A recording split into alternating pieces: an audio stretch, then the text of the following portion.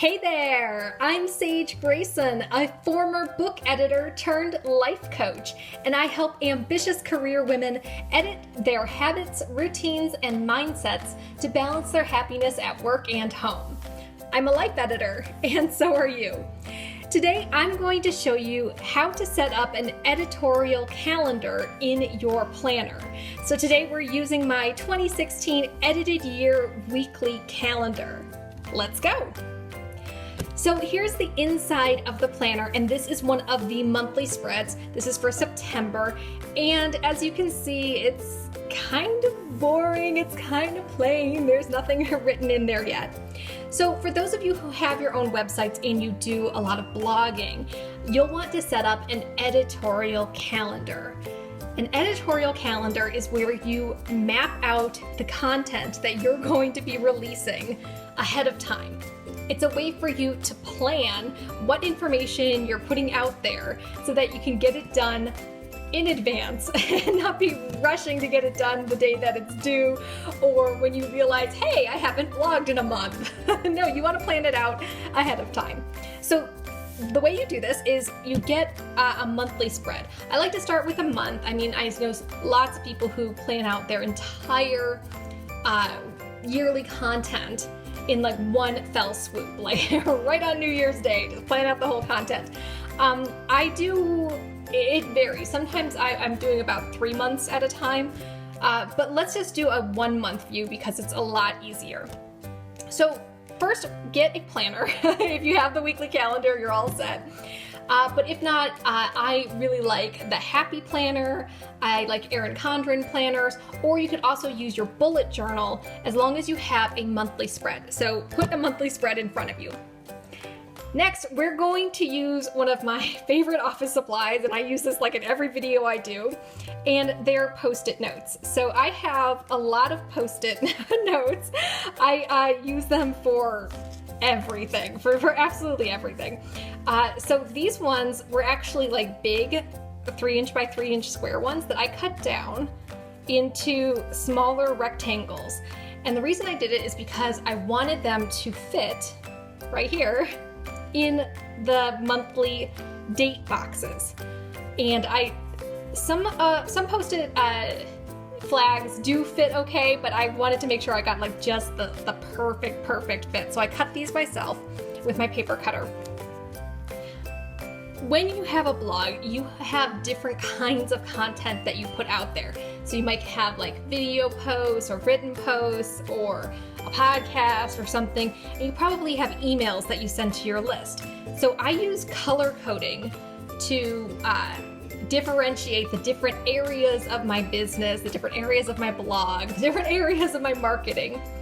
For this spread, for this editorial calendar, we're just going to keep it super simple. So if you've never done an editorial calendar, don't worry, we're going to keep it simple for you. So we're just going to use 2 colors, of course, my pink and yellow. All right, so the first thing to think about is once you've got your Post-it flags, is to figure out how often do you want to put content out there? How often are you blogging? So for example, let's say you are blogging once a week, maybe on Mondays. That's it. You blog on Mondays, and that's it. So if that's the case, you would put a flag on every Monday for the month.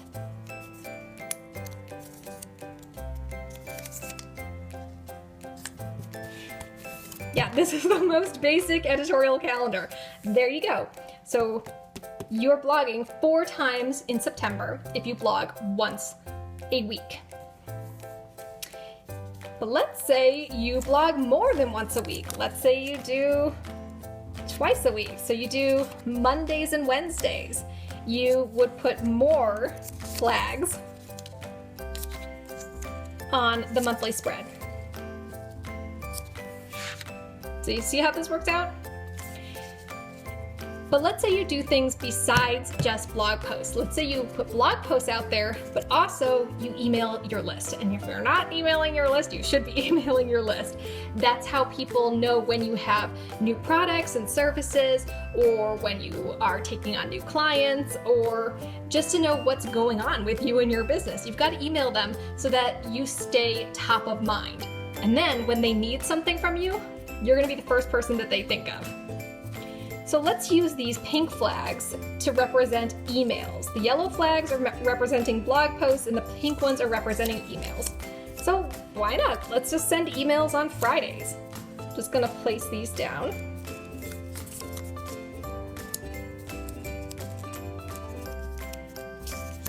So can you see how this is starting to look, where it's really clear that yellow is a blog post and pink is an email.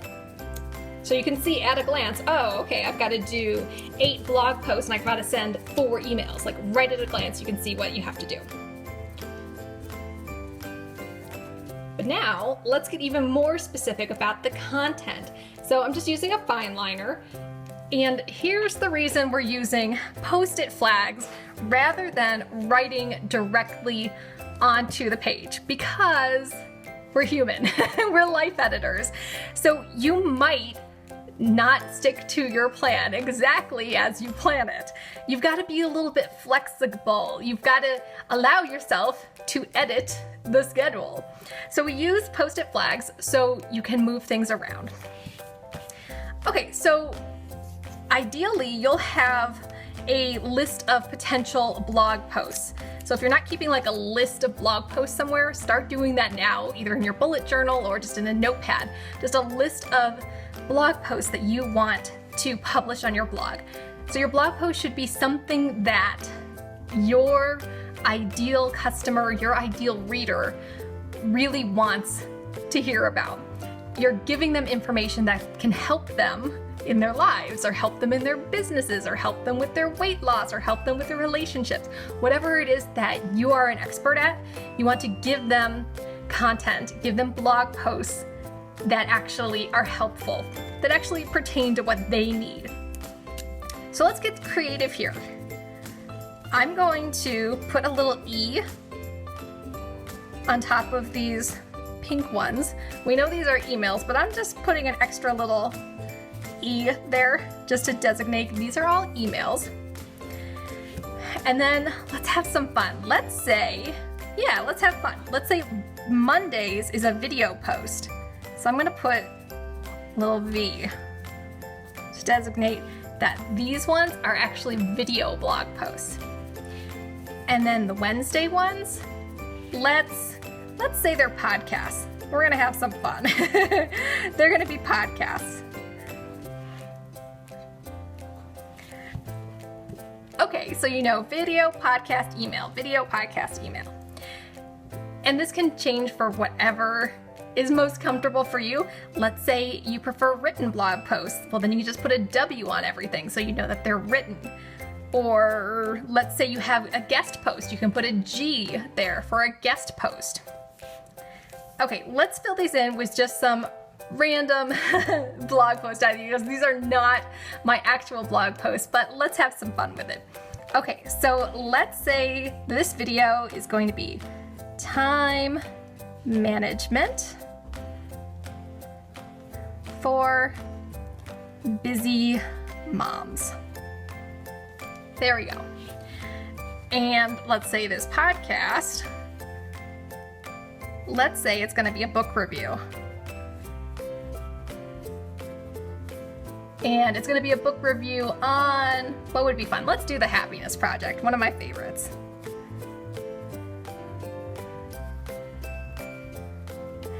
Do you see how we're writing on the Post-it flag? We're not writing directly on the page.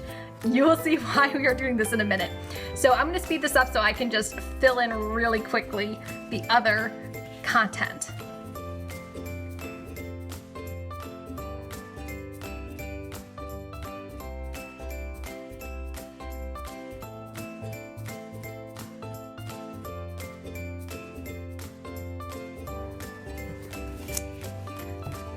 Okay, we're back. I've filled in sample blog posts and sample information in these Post-it flags. So the V's stand for videos, and I just put what the topic of the video is. The P's are for podcasts and just the topics of those podcasts. And then the E's are for emails to your list. And I just put little things that you might want to include in the email. So it's not exactly like the topic of the email, but it's a little thing you want to include in there. A new freebie, a coupon code, a product launch information, that type of thing. So here's why we put them on Post-its, so that we can move them around. Let's say life gets super, super busy and you actually don't end up posting anything this first week. Well, then you can just remove all of the Post-it flags and that's fine. I mean, it happens. Everyone gets sick, or you have to do something for work and you just don't have time, or your kids have lots of activities, or whatever it is. Things happen. So if that's the case, you can just remove the flags. No worries. But let's say you are doing an interview with someone and they can't do the scheduled interview time. So now you have to find different content. Well, you just remove the flag and move something up. We'll put these productivity tips up here instead. And then we'll move the interview down here when you actually can interview that person. Let's say you're going to do a product launch here, but you actually want to do it earlier, get those sales in earlier. So you flip it with this one. So you do the product launch up here, and then you share a coupon code the next week.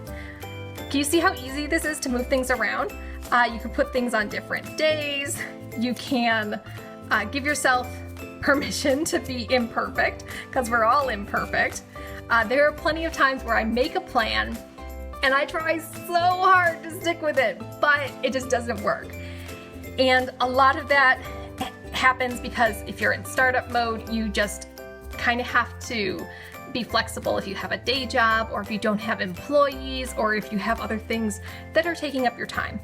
So I really love this Post-it planning because you can move things around. So here's what you're probably thinking. What if you have more than one thing going on per day? What if you have a blog post and an email? Yeah. You just cut the flags down even smaller. Do you see how easy this is? This is just so easy to do. All right, so we can put one flag for an email and then another flag for a blog post on the same day. So you just layer them like that.